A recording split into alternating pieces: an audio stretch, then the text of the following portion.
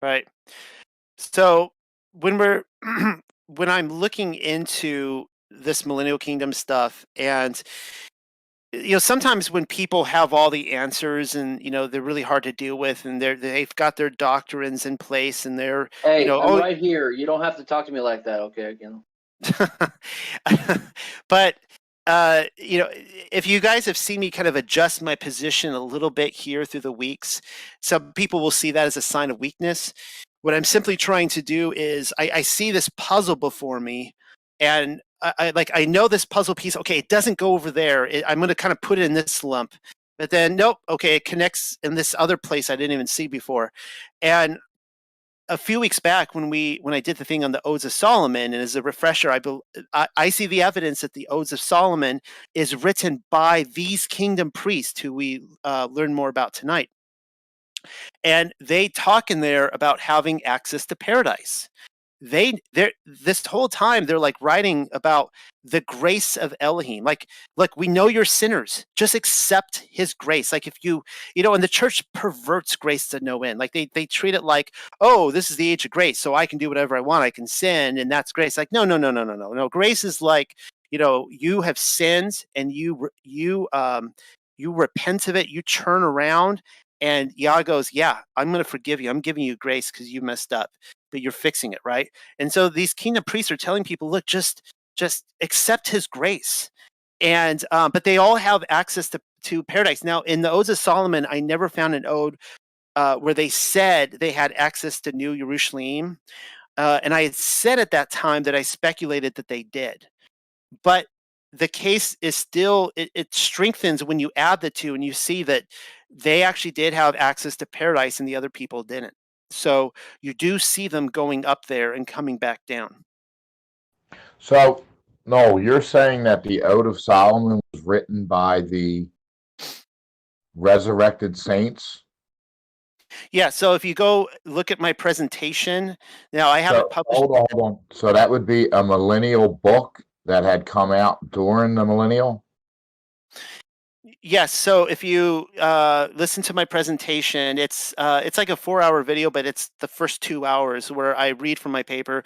I haven't published it yet, only because it's 70 pages, and like formatting that is a nightmare onto my website. I might just drop the PDF in there, but my conclusion reading that is that I take you through the evidence, and I only go through like 12 of the odes out of I think there's 42 of them. But so there's the other odes have more to say, and I tried to kind of give it a well-rounded look. But according to the odes, the Antichrist had already been defeated. The seven-headed dragon had been defeated. Messiah came with a rod of iron and destroyed the bad guys. The people writing it were identifying themselves as people who were resurrected. They were witnesses in Sheol when Yahusha came down and freed them. They had been to paradise. I mean, this is really bizarre literature if you read it from any other context. It doesn't really make sense. It's like, what is this? And so, yes, that is my contention. And actually, I believe that it was written probably closer to the end of the millennial kingdom, when they talk about their persecutors, that these persecutors have been rising up against them. And the last psalm or ode 42 is from the perspective of Yahusha.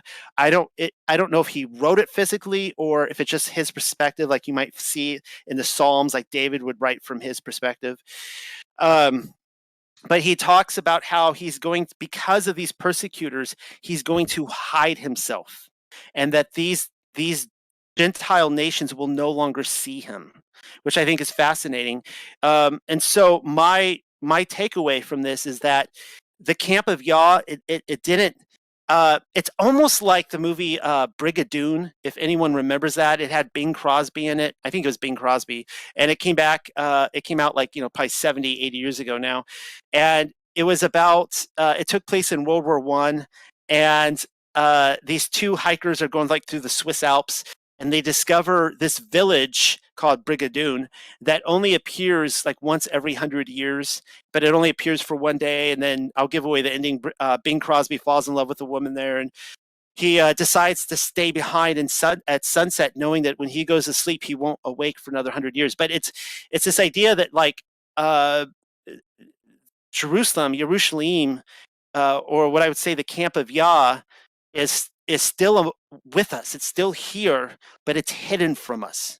We can't see it. Now, Satan has hidden it, and Yahusha has handed us over to the desires of our heart, which is darkness and disobedience, and to not, darkness cannot perceive the light, right? And so, yes, I believe that that's how the odes end. It ends on a kind of a dark note. So have you heard the theory that the millennial reign was a 40-year reign, not a 1,000? That it's hyperbole, that it is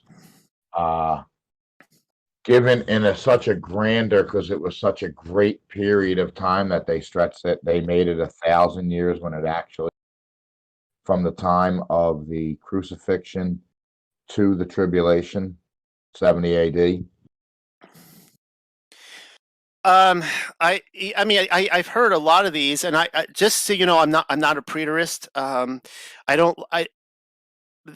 People try to lump me into that, and the problem is that at the end of the day, preterism always just says it's all metaphors. It's all just metaphorical. The numbers don't matter. All this kind of stuff. I run into the same problem, by the way, with Enoch's calendar, because I have pointed out to people take Enoch's calendar and they go, oh yeah, the first 6,000 years are legit, but the next the next few weeks, that's all metaphorical, because they can't reconcile the fact that the timetable actually looks like the world came to an end about 500 years, 500 to 700 years after Messiah, according to Enoch's timetable. So I would find it really odd that if the millennial kingdom is only a year, that Messiah comes, reigns. Again, you'd have to say it's metaphorical, it's all spiritual. He comes and builds this temple in Jerusalem according to Ezekiel for 1 year. I take it all literal. I believe that it is a literal 1,000 years. In your presentation, you said that our timeline is only 200 years. Yes.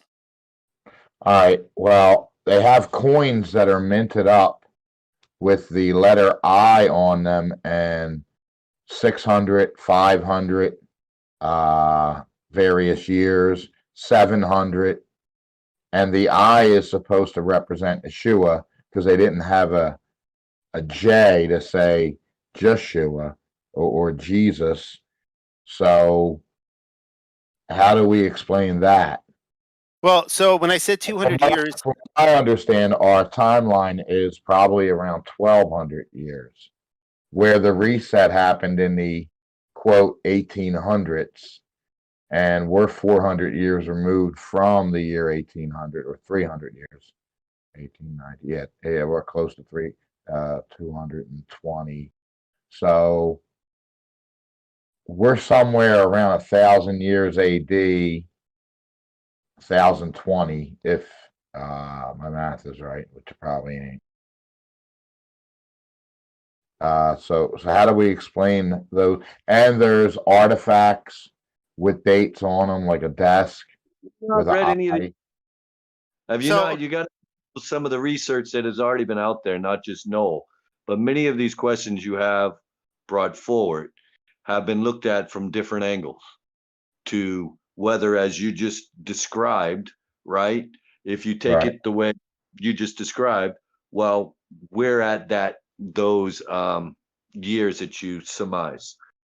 What we're saying is more like Noel's going, and we've explained the coin that doesn't do away with the 1,000 years; it covers up the 1,000 years. So what I was saying by 200 years, contextually, was that society as we know it is only 200 years old. Okay? From the 1800s. Okay, I got you. Yeah, everything. The automobile, rocket ships, computers. Our history is literally only 200 years. Yeah, no, I haven't. I need to look at, like, say, how many years after the flood was Abraham born? That's really interesting, because like if the flood was a reset, then we're kind of like living closer to the reset than even Abraham was. Like, you could see how quickly they could create the technology for the Tower of Babel, when you just look at how far we've come in 200 years, right? So that's what I was meaning by that.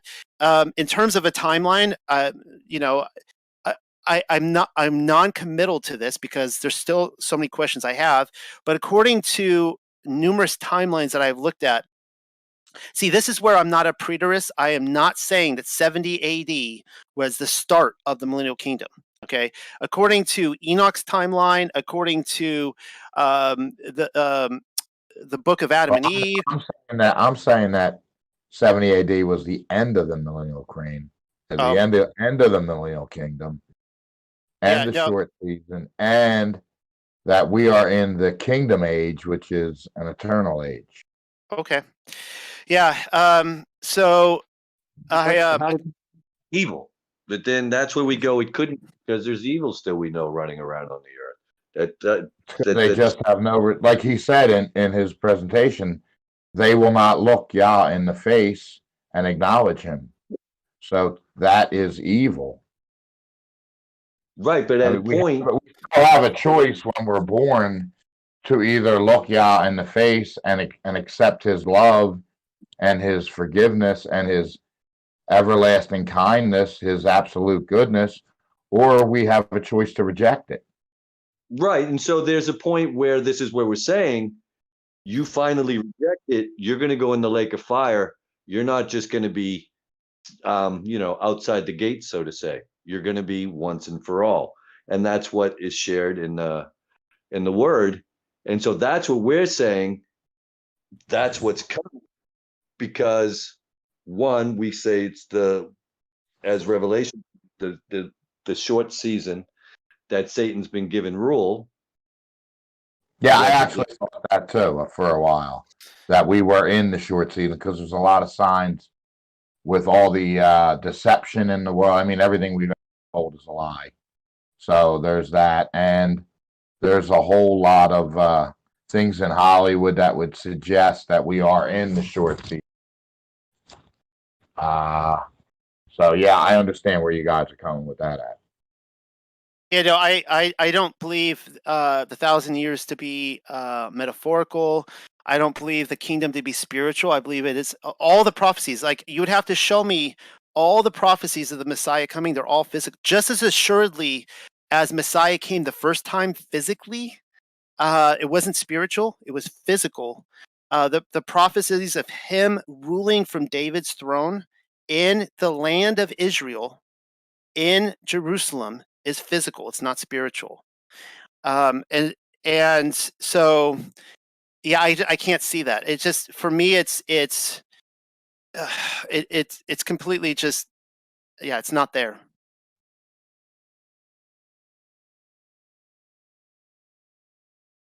I saved this question towards the end because I didn't want to derail what we've been, talking about translation and Yahusha in the Hebrew. But you had mentioned a few different times in here Zion, and they were messianic passages about where he would rule from, that he would physically rule from Zion. And then you had made a couple comments in there about the real estate that they call Holy Land.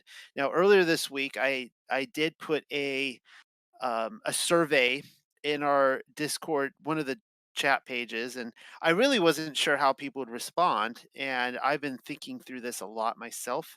I wasn't looking for people to give me a certain answer, and I certainly hope they didn't just say what they thought I wanted to hear. But I asked in there, do you believe, basically an ABC answer? Do you believe that is the land of Israel is the ancient Holy Land? Yes, no, or I don't know. And it seemed to be overwhelmingly, those who responded said that no, that they do not believe that the modern state of Israel is the land that was spoken about in the Bible. That actually really surprised me, there was that tipping point, that many people responded that way. I am curious, and I'm not looking for any specific answer.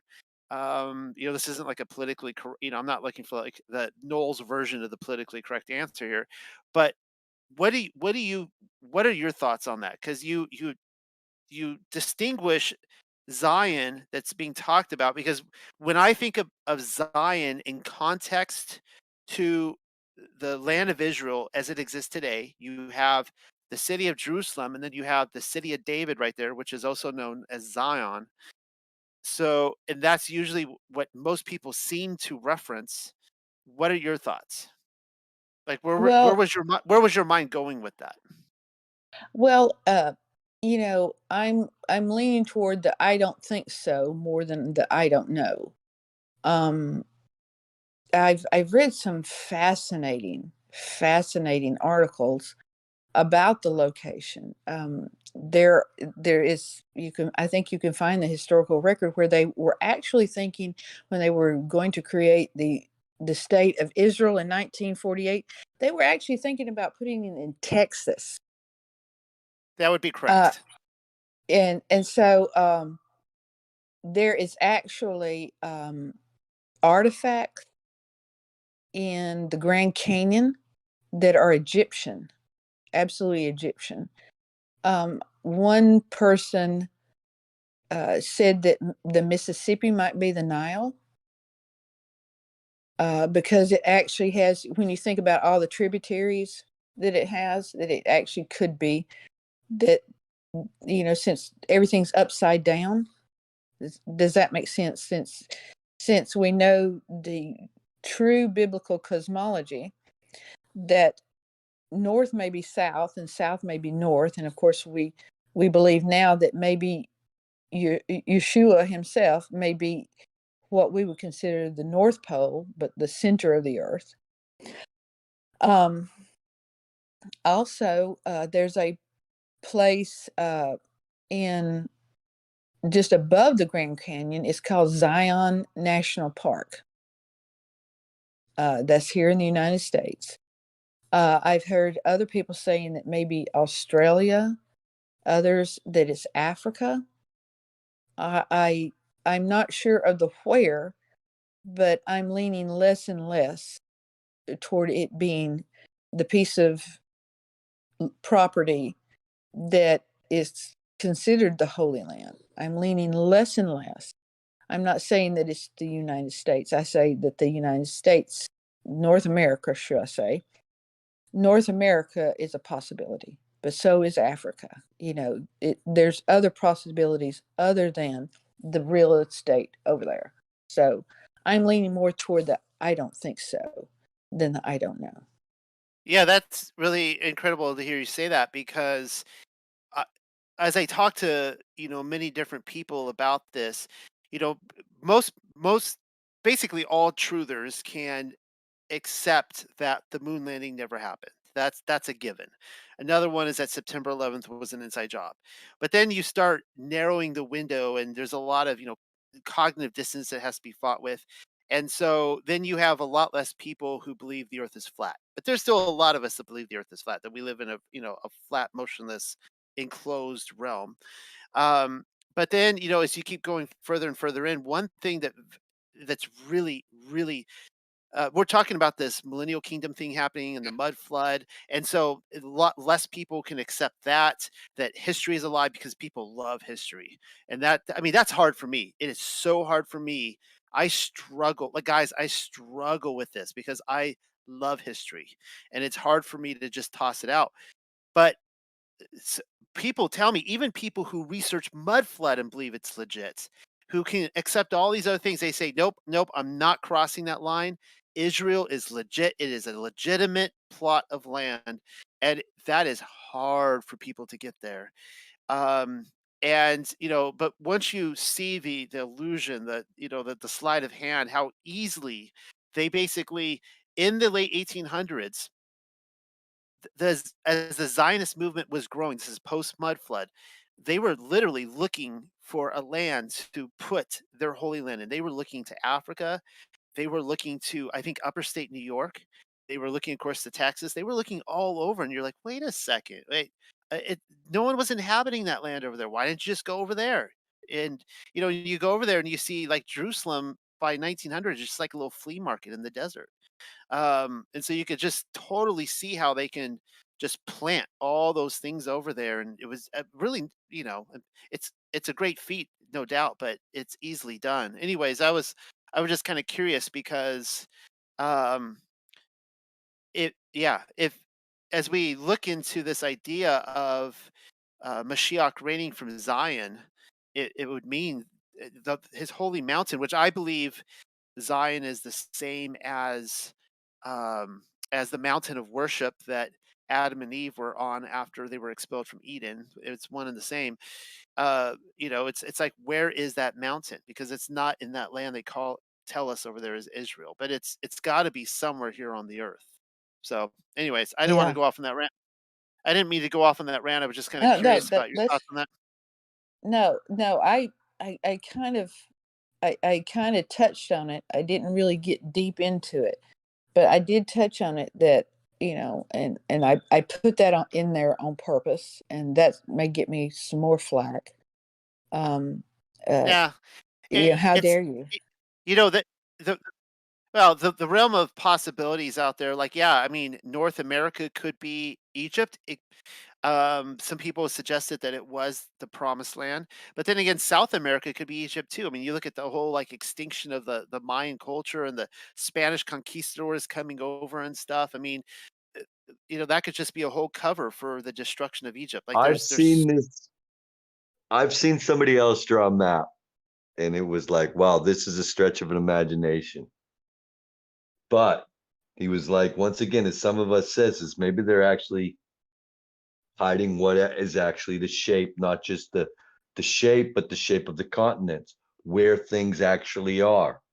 Now, some people who have sailed and done some things have, pointed out like, nah, that's not correct. But the thinking and the way that everything is much closer. Once again, it was bringing things closer again, going, this world is not as big as we've been led to believe. And but it got us into that thinking again, like, okay, we've seen that this is a distraction. It's like, look over here, look over here. And we're like, wait a second. So we know not to look there all of a sudden, but where, like you guys said, there's a couple different possibilities. But one of the things that I'm reminded of is somehow things ain't as spread out as we think they are.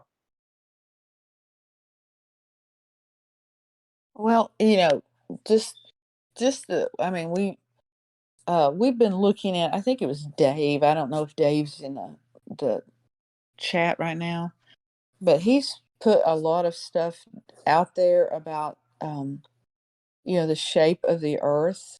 If you look at ancient maps, um, the shape is different. I went to St. Augustine, and I was looking at, in fact, I bought a replica of an old map from the 1700s, and the shape of Florida is, totally different than what we see today, um, in that little marble that they put out there, that the United States is huge, huge, and Africa is smaller than the United States. And how they've distorted it, how they've distorted the shape of the world, how they've distorted the shape of the continents. Whether you think that it's smaller or larger, I personally think that the Earth is probably a lot larger than what they're saying. They keep saying, I mean, this is one of the reasons I tend toward that, because they say, oh, we're overpopulated. We don't have enough resources. Well, that tells me that, yeah, we've got plenty of resources. Yes, we've got plenty of land. If you've ever driven in Florida, it's like mile after mile after mile. You drive in Texas, the land is so flat, and after mile after mile, you're all alone. And it's huge. I personally think that it's huge, so huge, and there's so much resources out there. They're saying, oh, we've got nothing. The shelves are going to be bare. There's food everywhere. You just, it's all around us. You're just overlooking it. And that's what we've done, I think, about the shape of the earth, about the true cosmology, about the location of the Holy Land. We're and we get this cognitive dissonance that we can't. It's such a lovely idea for us that we don't want to let go. Noel, as Noel said, I love history too. I just love it. And then to learn that so much of it is a lie. I grew up, my dad loved Westerns. The Old West may be a big lie. That was tough because, you see John Wayne, and Gary Cooper and suddenly you realize, well, the Old West may be a lie, that the New World was actually the Old World. It could be. And then you come to realize that all those early cowboy actors were all Freemasons too. Hey, Noel. So Dave, go Hey, ahead, Noel. Josh. This is actually Chase. Oh, hey. Hey, first time in the chat. But yeah, that topic of where actually was the land of Israel. One of my favorite topics. I've been talking with a friend now who's studied the same kind of stuff, John Mactemus. He does some pretty in-depth stuff on it, and he was sharing even clips from when Mark Twain visited Palestine, and just it's almost comical because Mark Twain's commenting, so I'm here, but this doesn't look like anything in the Bible. And he's like, this is really disappointing actually, because I was imagining, kings and temples and it's just kind of some poor, people in shabby clothing with goats and then some. He continues with studying like the size of the land there, and if you add up the amount of cattle that the Israelites had and the amount of space that's there really wasn't enough room. And if it's called the land of milk and honey, look at what it is today. I know things could have changed geographically. The land could have been completely wrecked and turned into desert. But right now, the state of Israel can only really survive off of irrigating the land and importing food. So it's not really a land of like plentiful today. But I don't know if that's evidence enough to look at where is there plentiful land. And we do in America have plentiful farmland, some of the best in the world. And the other thing we talked about was, the land of the Amorites was to be given to Abraham. And Amor, the word Amor, or Amory, sounds a lot like America. So they're like putting a few of these pieces together. Nothing completely solid, but I would really love to figure it out before I die. Well, so I'm going to be talking more about this in the upcoming weeks. And this is one of the reasons I brought it up. I'm trying to gauge where everyone is on this. And I'll give a few more observations before I address where I'm kind of going with this. I see a lot of problems with modern Israel. I've heard people talking, if you just take the land of Judah, the tribe of Yehuda alone, you count up all the cities that they talk about, they wouldn't even fit in there. So you have, if you look at the land of Israel, it's so small. It's almost like LA and Orange County. If anyone is from California who's been there and you could visualize what LA and Orange County look like, it's sizable, but it's very small. So you fit 9 to 10 of the tribes in there. And then you have the Jordan River, and then you have 3 tribes on the other side of the Jordan River. Well, these tribes go all the way up to Euphrates River. If you look at that on the map, that's 500 miles. And you're like, wait, what? So these other tribes get this little tiny land, and then they get all the way up to, to Babylon up there to Iraq. And you're like, that doesn't make sense. And you start tracking where things like where David was running from Saul, and he's running all over and the armies are chasing him. And then you look at the map and it's this little tiny section, just through the woods, and it's like that doesn't make sense. So there's just, you can go on and on and on. There's a lot of, I feel, problems, and you could see how, they sent over Agent Mark Twain in the 90s it was, when they were preparing their Zionist state. And uh, you know another high-ranking Freemason, and they started bringing over the map makers to try to figure things out. And anyways, um, people are going to accuse me of just moving the goalie post on this one. But Dave and I have been looking at, let's just say that everyone here can visualize the AE map, that the circular map that for the last 7 years, within the general mainstream flat earth movement we've all been working with. I do believe that that is legitimate, but only partially. I actually don't believe, I shouldn't say I do or don't believe. I am highly speculative that the land of Israel, including Zion, is not on any continent that we currently know about. All right. Now, let me first say that if you take a globe, we can see that the northern and southern hemisphere are the same size. According to Neil deGrasse Tyson, he would say the southern hemisphere is a little wider at the hips. But all that to say is, we all know the problems with the flights in the southern hemisphere and why they can't be done in many cases. Well, that's because on our AE map, the southern hemisphere is way bigger. There's a lot more water down there. There could be missing land. Keep in mind that NASA controls all flight paths. Most people don't know this. NASA controls all international flight paths. So there are places on this earth in the southern hemisphere that we are not allowed to go, including the northern. However, this is going to blow up in the flat earth movement. It's just now gaining momentum, and it's amazing. And the more I look at this, I'm like, this is legit. And I will be talking about this more in the future. The moon map. Everybody needs to look at the moon map.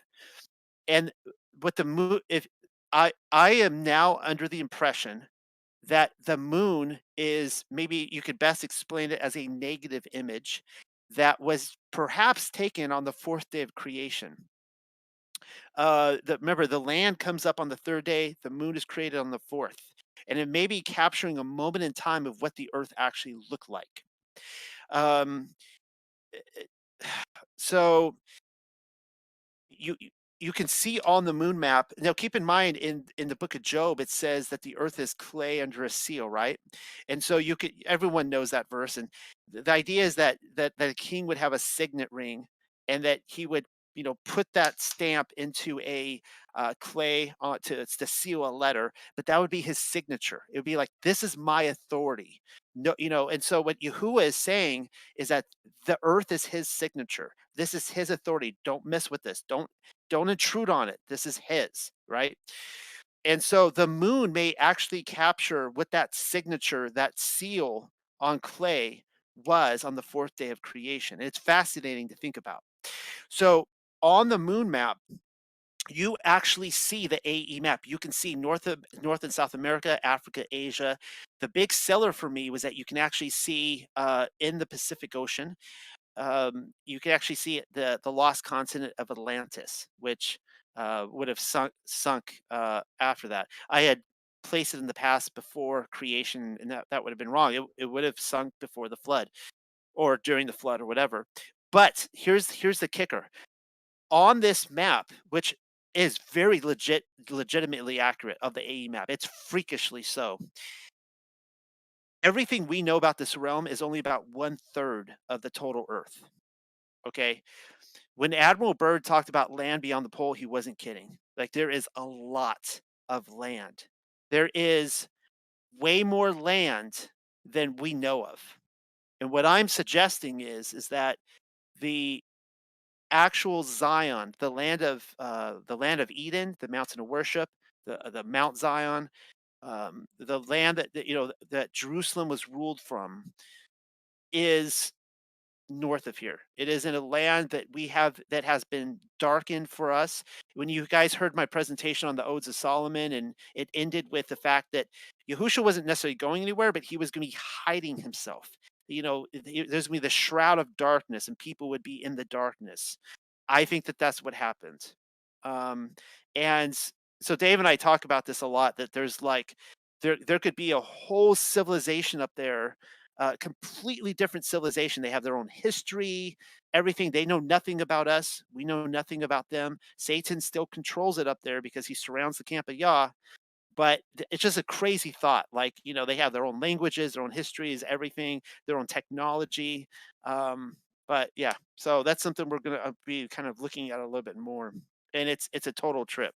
It's just going further down the rabbit hole. So But what we're assuming here is that based on the AE map, what we consider the Arctic Circle with the North Pole, however big what they're saying that is, which is relatively not that big comparatively, but what you're saying is that center is bigger than we think also.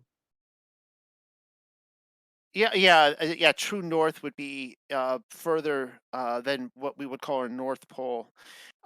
Before we get caught up in that, I did want to thank Pamela for doing an amazing job. And um, and if anybody has any other thoughts or questions or comments or concerns um, about the presentation, now would be a good time to bring it up before we go off in this. And I also, because one of the complaints I do get a lot is that we go so late and nobody knows when to close shop. So I want to touch on Zion because it was coming up a lot in tonight, and the map and everything. Pamela, do you have any closing thoughts? No, just like I said, when I was doing when I was earlier, I said this is just a small part. What I presented tonight is just a small part of what I've found, because there's more in more of the Psalms of Yeshua. I mean, Rob was bringing out one thing. He was talking about that the priests would be clothed with Yeshua. I didn't really bring that up. There's so much, that I didn't even bring up. So many more Psalms that you cannot accurately say that Yosha HaMashiach does not appear in the Old Testament. That is inaccurate. That is an inaccurate statement. And people need to recognize the fact that many of the translators, I think Lisa spoke of this kind of thing, where someone comes at the text with a preconceived notion. They're looking at the text and they've already got it in their head that this is what it's saying. It's just like, say for instance, the word firmament. If someone comes to the table looking at the Hebrew text and they don't believe in biblical cosmology, they don't believe in flat earth, they will say expanse. They'll use the word expanse instead of firmament for rakia. So if we recognize the fact that these prejudices are there and that they do come out, and I try to keep, but I have prejudices. When I'm interpreting, I'm trying to let the text say what the text says. But it's really hard to get yourself out of the way. But I just go look at it yourself. Check it out. Make sure that I'm correct. And if you disagree with me, talk to me. We'll talk it out. And if I'm wrong, I'll say so. So I hope you, and I thank you all for listening, and for all your words of encouragement. Thank you for showing up so late at night and for giving 2.5 hours of your time to this subject. Well, Pamela, thank you for staying up. Pamela and I were talking about this because just so you guys know, I'm not a night person either. I am not a night owl, and I have to drink coffee to stay awake, and then I can't go to sleep, and it's awful. My Fridays are just like, what happened last night? Um, anyways, yeah, thank you for coming. I always look forward to your Psalms. They are beautiful. I really, and I mean this, I really, really enjoy reading them. And if society continues on, as Sarah and I, my wife Sarah and I always say, we plan each day like it's our last, but also we plan for the next 20, 30, 40 years. And um, but if we go on and it's however many more years, I think you should consider actually turning these psalms into a book that people can actually just sit down and read, because it's phenomenal stuff. So, Rob, you said you had something you wanted to throw in.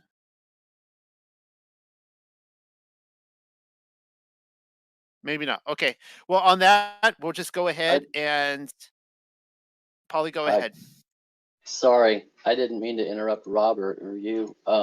But I just kind of want to go back a little bit to Israel being in the desert, and I just wanted to throw some information that maybe no one's heard yet.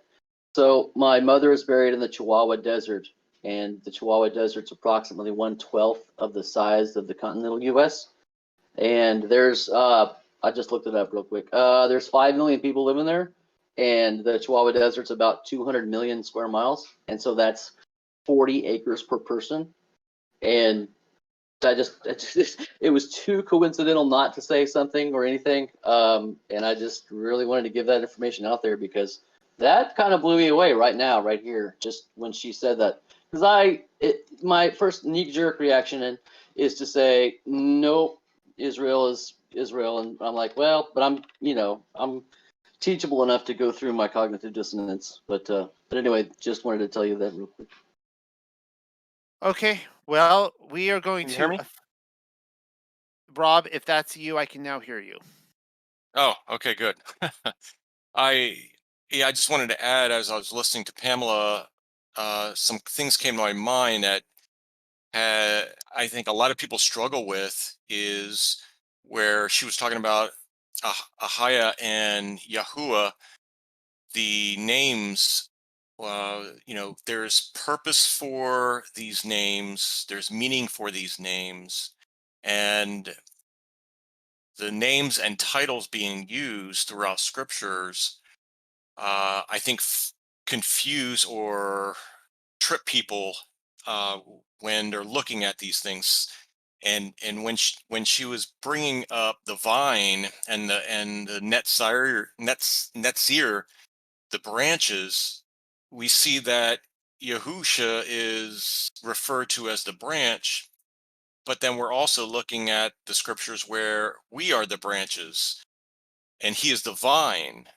And so if we're going to assign specific titles or names to specific people, and not be able to be flexible with what the scripture's trying to convey, I think that is where we or people get confused with these titles and names, to where they can't see it in more facets, in that, like you mentioned, that 4D chess, you can't see it in a multifaceted way. And I think that's where a lot of people are getting tripped up on these things. I just wanted to bring that up and see if anyone else may agree.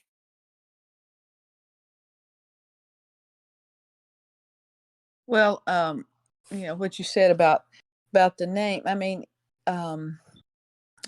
this was before I came to the understanding that his name was not God. His name was not Jehovah. Someone said that there was 360 names used. It's like combinations of, and you think about a circle, every direction, it's like every direction he's something,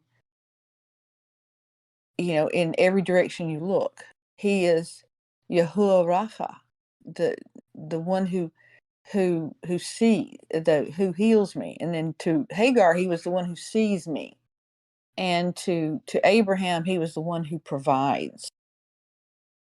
So you have that. We think of in terms of, my name is Pamela, that's it. Pamela Glasgow, that's my name. But his character, a person's name is not just, just a title, just a word attached to that person. In Hebrew thought, it was their character. And so when you're looking at the name, whether it's Yahuwah, I am he who breathes life, or Ahaya, I exist. This is a facet of his character, and he is, of course, beyond anything that we can comprehend. And we're giving glimpses of his character and his course of life, his manner of life. And these are part of his character, and to try to pin him down with just one name is, in my opinion, a mistake, because he's so much more. And even, it says in Revelation that Yosha, he's going to have a name that no one knows. Well, because he's beyond finding out. We can't comprehend all that he is. So that's my thought on the name. That's really well put. Thank you. That's excellent.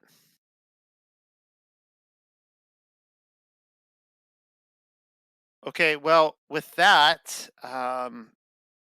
Pamela, I'm just going to go ahead and officially. I'm not saying we can continue talking about this all we want, but I wanted to officially end this now. It is 11:30 by our current time, and I'm just going to go ahead and pray, and then we can continue talking throughout the night. And I know a lot of us probably want to talk about this map, so I'll go ahead and pray. Our dearest Father in heaven, thank you for just revealing yourself in your word, and it is your right to conceal a matter, and as it says in Proverbs, it is the glory of a king to seek it out. We pray that um, we pray that you would give us eyes to see and ears to hear. And I know that I think I speak for everyone here that we want to know. We want to know your truths. We want to know more about you and learn who you are. So thank you for revealing these things. Thank you for Pamela and all the wonderful research she put into this. And amen. So thank you again, Pamela. You're most welcome. It was my great honor, to be among so many learned scholars, because there's so many of you that have done so much research on your own, and I feel like I'm this small person in amongst all these great researchers. So I appreciate the opportunity. I feel very honored and very humbled by this opportunity. And thank you, Noel, for giving me this chance and for letting me, put my things out there, for letting me have the opportunity to publish the Psalms. I was writing them for myself in a bubble, and thank you for the opportunity to share them to a wider audience than just myself.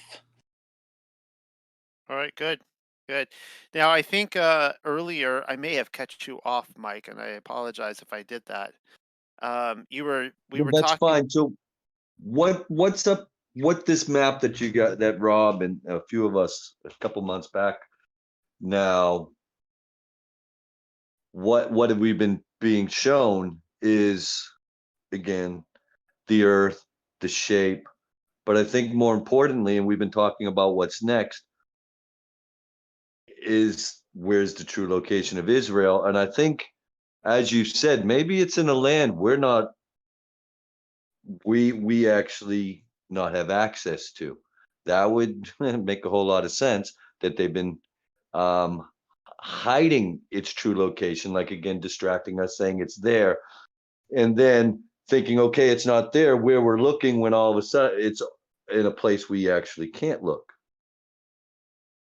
Yeah, I mean, I have to be real careful about letting my imagination get the better of me, but you just look at that map. If you go up there, you can see all the potential. There is so much potential about what could be going on. So again, scripture tells us that Satan surrounds the camp of Yah and he's taken over the four corners of the earth. So I have to conclude from that that if that land up there is populated, that he is also deceiving those people up there. And there might be very good reason for his deception to work, why he would want to split up these two societies. And yeah, so I had a thought I was going to say, but now I forgot. So the way I am currently thinking this works is that we talked last week when Lisa came on about the full moon being the new moon, and I'm inclined to think that that is correct. She gave a very good presentation on that. Someone would have to show why she is incorrect, because at this point in time, she gave some excellent information that I can't really deny. So that being said, that gives more um, uh, lends more credence to this moon map, because according if it's true that the full moon is the new moon, it means that at the creation of the world, the moon was full. In fact, we read in the Aramaic Targum that because of the false report that the moon gave to the sun, the light diminished. That confused me at first when we were reading that, but it finally occurred to me, oh my goodness, it's because the moon started going through these phases. It was never intended to from the beginning. Now, those might be fighting words. Lisa's contention, or her point, is that the feast day, she feels the same way, not because the Targum says it, but she says that the feasts were because of sin. They were, are coming before Yahuwah and bringing your sacrifices, and that the appointed time started after that. So that's really interesting. And then we of course read in the Gospel of Bartholomew that the moon was a representation of Eve, the son of Adam, and so you could see how that interplay works there. So all that to say, if the light, there was no sun and moon for the first 3 days of creation, right? The first day is the light comes on, there's water everywhere. The second day, the firmament's created, which separates water above from below, and I believe this is Yahuwah's way of separating heaven from the earth. At one time, earth and heaven were connected. The third day, the land appears out of the water, and I think that's what we're seeing in this photograph. It's so what the moon may be is like a negative image. The dark spots, in the moon would be, on a positive would be white, and it, also it may be actually two images overlapping, one in which you can actually see the shape of the firmament on it, which gives the little bit of the roundness, spherical look to it, which is really fascinating as well. But I almost wonder if this is a snapshot of the earth before the sun actually separated the light from the darkness, into like 24-hour segments, when there was just light everywhere on the earth, then it got dark, and then light everywhere on the earth, and they got dark, and that the photo was taken. Does everyone see what I'm talking about? Like, if you were to look at an AE map now, it would be half the earth would be dark, half of it would be light. But I think this is capturing it right before that happened. So, yeah. I mean, I think you're right. I think it's captured, and this is kind of why I talk about when the time before Enoch and the time after Enoch, or the time before the deluge, or the time before Peleg, or the time before Hezekiah or Joshua 10. So we've had and you have to throw away every Darwinian evolutionist thing that they have ever said, right, from science class in the 8th grade and even before. And you have to say, okay, well, all right, if I go for these great big divisions and I'm looking at this snapshot of the moon, and the moon's reflection of what was perfect, okay, even then you have to say, okay, was it the snapshot before the moon had the false report against the sun? And so we know that yes, Atlantis is gone, and you know, the great city of Is, spelled Y-S, Atlantis, you know, hundreds of other places that have disappeared, the pyramids underneath the Bahamas shores, all these places are gone, changed, transmogrified. So to me, it's completely plausible, but I have one firsthand experience of crossing the Terminator going from LA to Indonesia. That is the only reason, or only change in my acceptance of this. Like, I've been across the Pacific and I've been across the Atlantic. How does that, you know, how does that qualify inside of this new thinking? And I don't know if anybody, or Mike D, can answer that, or if you can, or somebody can help me understand. I'm not sure what the complication is, because the the the rules still apply on this. Like, the circuit of the sun, you can see the circles going around over the green, which would be our section. The sun and the moon still pass over in the same way. I mean, the rules still apply. Like, the sun and the moon is not extended over the whole thing. Okay, then if I see, now I understand the white circles, which I didn't before, but I understand it now. Is then the magnetic north, is that middle dot on the quote unquote known world? Yeah, so the black dot on here, I believe, if I'm reading this map accurately, is supposed to be true north. So you can see where the North Pole is. It's kind of like that white area in the middle of our AE map, but true north would be further up. Right. So we're ignoring the geology of today, where they say there's two norths and two south poles. We're just going with magnetic north is the actual north, quote unquote true north, correct?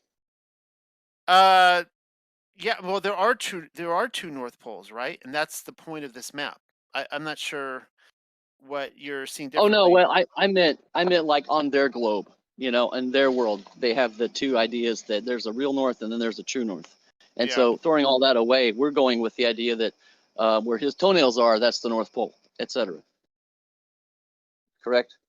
Where his toenails are. Okay, Because if I look at this, I've been trying to wrap my mind around this too, Paulie. And I'm glad you brought this up, because I'm like, okay, how does this make sense? And now I just think if you look at it, as Noel shared, the white is the center of our so-called AE map, but the true north is there. And then if you look at that line, there's no where it almost like connects with the south. Like the you see what I'm saying? So it's like almost like, wait a second. This is where it gets weird for me. It's almost like, well, whichever direction you go, I'm going north. I'm going. So it's almost like it's weird that wrapping your mind around that photo. Right. And Noel's saying the AE, for those who don't know what that is, it's the azimuthal equidistant from the quote unquote North Pole projection. So when you look at the quote unquote, what they say, the flat Earth map, that's the AE projection. And as I'm understanding it, you spin it a little bit and you place it flat down on there. And the North Pole is in the middle, where Mount Nehru or the footstool or whatever you want to call it is. So if I'm okay, no, I accept that. So if I'm going straight west from LA to, you know, if I fly over Oahu and then go to Indonesia, I'm following the curve of this planisphere, and I'm headed directly west, but it's in a curve, right? Because it's on a flat surface. Is that, I'm still lost.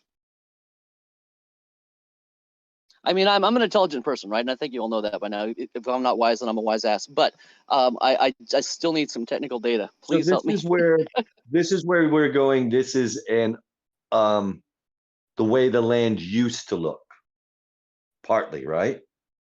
Right. I prefaced that before, like all of the changes that have happened. Like if this is the true projection from before, like the instant the moon took the snapshot from the instant Yahuwah said, or sorry, it is so, right? The instant, Right. right? So that this is the oldest version of a map that we have. So if I take what the world looks like today and place it over, it's going to be different, and I'm fine with that. I'm fine with the Right. disillusionment, or sorry, the So dissolution of Atlantis, what, etc. what's interesting is where, like we said, whether the southern oceans are bigger than they are. But what I'm getting okay, there's land beyond the south, what we would say away from the center, Antarctica beyond the ice ring, that direction, or outward direction. But now when we're looking at this and we're realizing it's bigger to the north or to the center, that there's more land there, now I'm trying to wrap my head around, okay, now how does that juxtaposed with, it's almost like if we go this direction, we're going south, but if we go to the center, it's opening up. You Right, see and what I'm let's just saying? let's call it the secondary north, because it's not north as it were for us, because we all have a working compass somewhere in our house. We're all pointing towards the middle as we understand the AE projection. So if this is the middle, so a secondary middle would be that other dot that's in between the lands that are known and the lands that are unknown. So here's a question. At the time of the transporting down from the New Jerusalem, does it land in Texas? Does it land in this new area? Does North Pole, quote unquote pole, you know what I'm saying? Does the North change? Does it move? Right? Which, and again, my mind is being upset.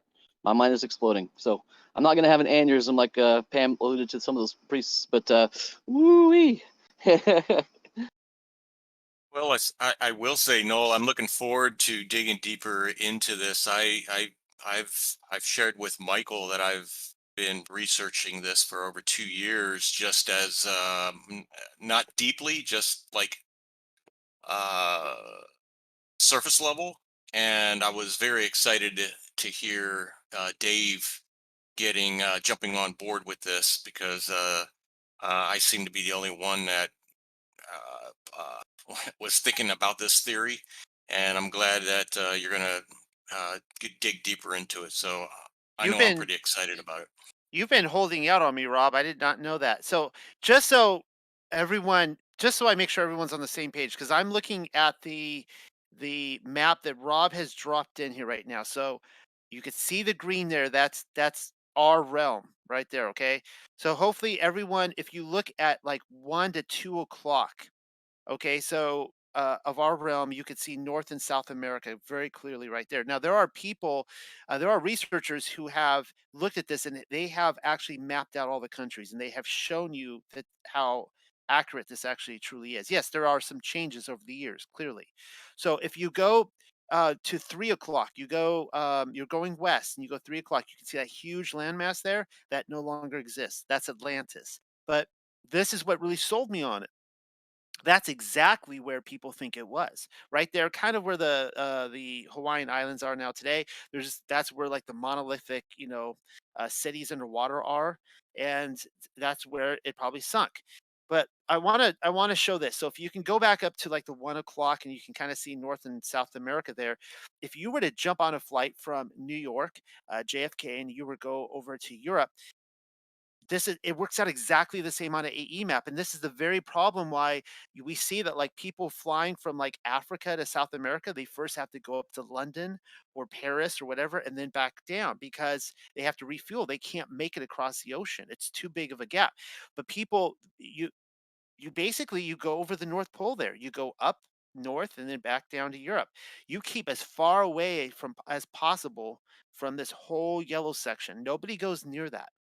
It's not it's unless if people can show me flight paths. From what I've looked at from the flight paths, they don't allow you to go anywhere near there, and there could be good reason for that. Yeah, it's a good point. If you're looking at the green, if you click on the map and get it zoomed in, and you look at the green, no matter where you're flying, you're not going to go near or across any of that yellow or And yeah, that's brown area. and there's and there's thousands of miles of oceans there that are probably untouched. That like Hmm. and Dave and I were joking about this. We're like what if we could? I probably shouldn't say this on air, but we have talked about actually getting in a boat and sailing, you know, like a 6-month trip trying to find land up there.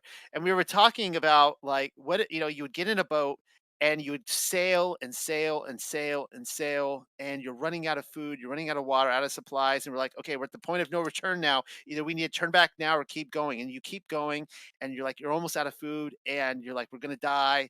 And then all of a sudden, this like boat comes up, and there's a guy with like a machine gun, and we're like, oh, we're dead. Like, this is it. Like, we've gone too far. But then the guy is, you find out, is like the Coast Guard, and he comes to rescue you, and he takes you into shore, and all of a sudden you show up, and you're like, wait a second, this isn't our civilization, and it's like completely different. Um, what like one of the things we like, the possibilities of this are endless. Like, oh, I think Hey, the plot. Noel, Well, let me finish. This was the plot line to the Tom Cruise Voyage of movie. the Dawn Treader. Well, Voyage of the Dawn, but this was the plot line to the Tom Cruise movie Oblivion, where he found out there was another version of him in another society. Um, the if you guys have ever looked at like all the time travel photos, you know, apparently of people showing up post mud flood, and they have like cell phone technology and like digital cameras and stuff like that. It's really trippy stuff. We were like, what if those people are like, you know, they did space travel like 100 years before us, you know, or whatever, and like some of the people came over. You never know. I mean, that there's just this is where it just opens up so many possibilities. So basically, Okay, there's a whole lot more of Yah's people here, somewhere else. Well, what I'm suggesting, okay, is that now a lot of the people who look at this map, you get into the Prague flock, and they will suggest that it's actually all darkness up there, and there is no sun, there's nothing, that's just icy. I can't know that offhand. What I do know is that it says in Revelation that Satan surrounds the camp of Yah. Okay, he goes over the plains of the earth, and we talk about Israel being scattered into the four corners of the earth. So that tells me that there are. It would tell me that there are people up there. Okay, that there are people up there. That whole section there, the yellow, that's like all like squiggly line crossed out. There would be people up there that are also deceived, just like us. You know, that there are people up there that are the children of Yah that are obviously following his ways. You see what I'm saying? But somewhere the camp of Yah has got to be somewhere in the center there. That's my thought. You know, Oh, I uh, like it. Zen Garcia talked about the same thing, that Mount Meru is or the mountain of worship is somewhere in the center of the earth. You know, he talked about, you know, being the North Pole. All we're doing is we're taking that same concept, and we're just kind of moving a little bit further north and saying no, that land is somewhere up there. And keep in mind, it wouldn't look exactly like that today. It would change a little bit. Some of the continents could have been sunk, just like Atlantis. We really don't know. We don't know how much is still up there. okay, I have a big question. Okay, Yeah. if I take the AE map and overlay it, I find an ice wall, and a lot of the ice wall is around the perimeter of the, as this picture looks, to the north, the northwest, and the northeast. So is there an ice wall barrier? Is it dissolved on the other side, and then it becomes drier and greener? Do they have a secondary sun? How does the ice wall function work in that? Because I want to understand